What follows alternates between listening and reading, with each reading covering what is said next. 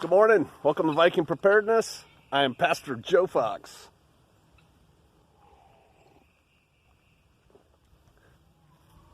Going to talk today about the coronavirus and the threat of the coronavirus, and it's not what most people think it is. So we're going to do that. As I've been thinking about this video, I think this video I'm also going to share with YouTube on Video Wednesday. And so because of that, today we will inaugurate another thing here on Viking Preparedness. After this video, I'm going to shoot Tactical Techniques Tuesday. Yes, a second video in the same day, 2 days in a row. So that'll come up after this one. And so because this is going to YouTube, we shoot videos like this every day. Almost. Every now and then I don't shoot one. I don't shoot them for Shabbat Saturdays. But generally speaking, and if you average it, it's more than a video a day. We have write-ups for the Warriors, Jarls, and Berserkers. I put my novel out there in little segments for people to read. You should come check us out. It's a whole $1 a month. It costs, 3 cents a day. A little bit more in February because there's not 30 days or whatever. So, if you like this, you should come. All right. Wuhan coronavirus, not the flu. Got it. Lots of people in China sick. Lots of garbage going on around the internet about this, that, and the other thing, and people just lap it up like hungry, doomer dogs, wanting more and more. Scare me more, scare me more. It's significant on the worldwide scope, the sickness from the Wuhan coronavirus. And really, it doesn't matter how or why it started. Not to you, it doesn't. Not unless you're some kind of microbiologist or something working on a cure. If you're just Joe or Jane everyman, it just doesn't matter, right? How this thing started. What matters is what's the incubation period. I saw a report yesterday that it may be up to 28 days. Remember that movie, 28 days, 28 days later? That changes things. We're going to talk about that in a different video. Quarantining versus incubation period versus infection period. That'll probably be tomorrow's video. But that's new information. But the U.S. continues to say that while it is a significant problem out there, and dare I say in the third world, in the developing nations, we're not that worried about it here. The threat here, the risk here is low. And I agree with that. So it's not what you have to fear about. If you are in the sound of my voice, what you have to fear is probably not dying from this coronavirus. That's not what you have to fear. Think about what's going on. If you're in China, you do. In China, they're lying about their numbers, right? Come on. Saving face and wanting to put out a show of strength. They're not giving real numbers. There's a lot of sick and dying people in China. And there's going to be more. And their economy is taking a hit. A huge hit. We're going to talk about that. Their economy, relative to how it was before 2016, was already taking a hit because Trump is taking it to them. And he's not letting them get away with all the garbage they were getting away with before vis-a-vis the U.S. economy. And so he's kind of holding their feet to the fire, which decreased, look at that mountain line, which decreased, I always get that on YouTube, when my Ridgebacks are in the back. I saw a mountain lion. When their economy is decreased, it hurts them economically. And so, yeah, relative to how they were, they're not doing as well economically. Well, now bring this coronavirus in, where they are quarantining tens of millions of people and closing down factories and schools and transportation in between cities and stuff. And all of a sudden, their economy, on top of it, was already not doing great because of Trump, is just going, gah. Could it get worse? I think so. I think it could get a lot worse. Recession, depression in China worse. That's one thing. Let's just put that over here. I'm going to come back to that. Here's the other thing. Everything is made in China by slave wages, slave labor for very low wages. Everything's made in China. This really nice coffee cup that keeps my coffee insulated, I got it at Wally World. I got it at Walmart, China Mart. You know it was made in China. This cool handle that I got that fits on it, I got in China Mart. You know it was made in China. This cool sweatshirt was probably made in China. Maybe Vietnam, maybe the USA. It's Ranger Up, so, you know, maybe it was made in the USA. But the actual sweatshirt itself, probably China. Everything's made in China. Not lately, right? Factories are closed. People aren't going to work. And wait till they start dropping like flies and are dying and there's nobody to go to work. That's going to create a problem with distribution. So now all of a sudden, Walmart out here in the Ozarks, shelves start getting a little bare because there's just not as many plastic buckets flowing out of Wuhan as there used to be, or iPhones, or whatever. They make all our stuff. Well, they're not making a lot of stuff right now. And it's not just the US, it's in large degree all around the world, Chinese stuff is going. So what does that cause? That causes, shut up! Rise in prices. You want to take a walk, get away from those guineas? That makes prices go up on everything. So prices for what you want to buy is going up. You know, preppers, survivalists, they really like, look at those things, man. They drive me crazy. We're going to have guinea under glass here directly. They do taste like pheasant. Prices are going up. All preppers, we love our tote bins, right? You know, those heavy-duty plastic bins that you can store all your supplies in. Oh, they bug me. Prices going up. So, you need to start thinking about that. If there is stuff that you were thinking of buying, I'd say in the next 3 months, and you can afford to buy it now, and it's made in China, you may want to get it. All right. I think it's quiet enough here.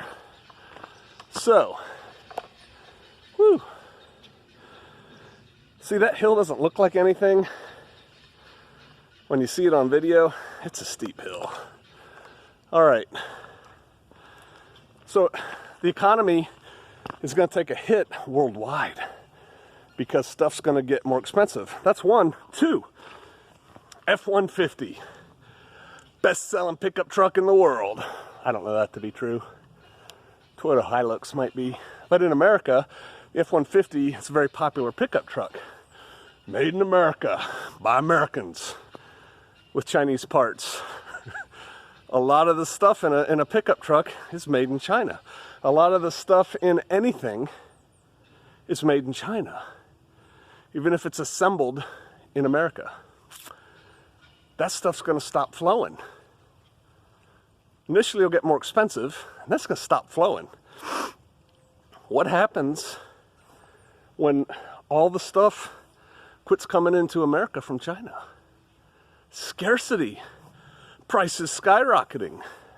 That's bad. And good. My wife and I were talking about this. The Chinese economy is going to it took a hit from Trump, not letting them get over on us anymore. And now it's taken another hit because their workforce is severely constrained. They're not going to be able to produce what they used to produce. Well, the world still needs what it needs. So guess what? This is opportunity for other people to step in and make the things that are currently made in China.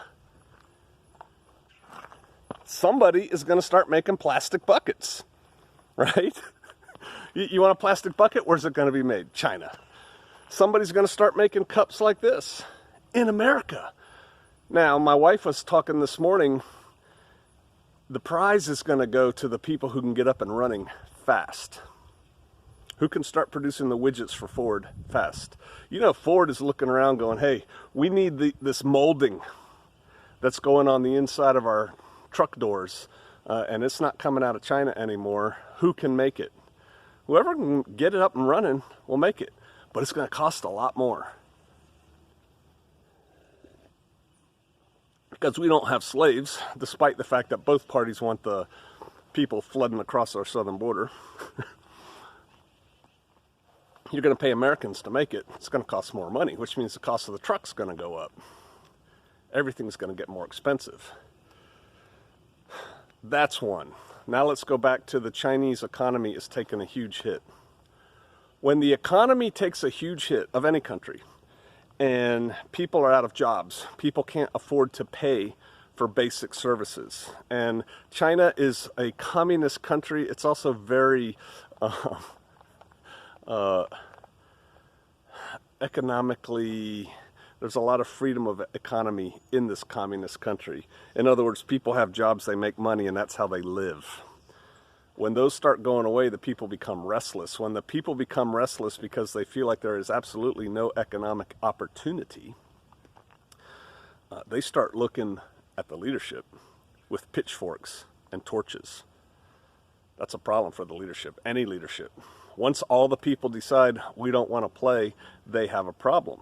What do countries historically do when they are in trouble internally, economically? They go to war. They go to war. Number one, war focuses all the people that are starting to rumble about us, the leaders. They're starting to, they're not very good leaders. I haven't had rice in 3 days, you know, whatever. It focuses them on the other. The other. That's what Hitler did with the Jews. Germany was in terrible situation after World War I. Economy bad, people unhappy. He just gave them somebody else to hate. War. The other thing is, so that's one, it focuses your population. The other thing is, it's really good for business. You know, rockets and AKs and bullets and ships and airplanes, they all cost money. And we have to put people to work in factories making this stuff. Then they get paid and dun, dun, dun, dun, and it all works. Watch for China. If this gets bad in China, and I'm thinking it's gonna, watch for them to start a war. Now, I don't think this war they're going to start involves direct confrontation with the United States. That wouldn't solve their problem if all of a sudden half of China got nuked. It'll involve indirect competition with the U.S. 2 flashpoints potential. Number one, and most likely, South China Sea.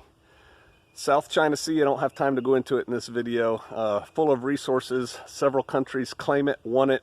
China's the only one capable of taking it, and they've been doing not a horrible job so far. Building islands with airfields and naval ports and everything else out there to control it. They could start flexing their muscle in a big way out there to focus the world right there, their people right there, and make money. That's one. Slightly less likely, but I think possible, Taiwan. They want Taiwan.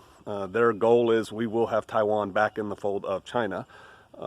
Taiwan is like, no you won't. Potential war there. That would be more directly involving the U.S. So I think we need to watch the South China Sea, and I think we need to look at Taiwan. I think it's less likely though. At this point, I think China's actually going to want to take Taiwan back when they are in a position of strength, not weakness. They can fiddle fart around in the South China Sea and I think accomplish their aims. Also, Africa. China's big in Africa. The whole reason we have AFRICOM is because of China in Africa. But that's another video for another time. All right, so the outflow, the potential outcomes of coronavirus, to sum up, is not you necessarily getting sick and dying. It's the effects and it's not that China's economy is going down. People get sick, China's economy is going down. It's not those two things. It's the results of China's economy going down. And I guess to bring it a little bit more home to America, when China quit shipping stuff, initially dip in stuff coming in, dip in stuff going out. If I need Chinese parts to produce my thing and I'm not getting them, I'm going to start laying off people.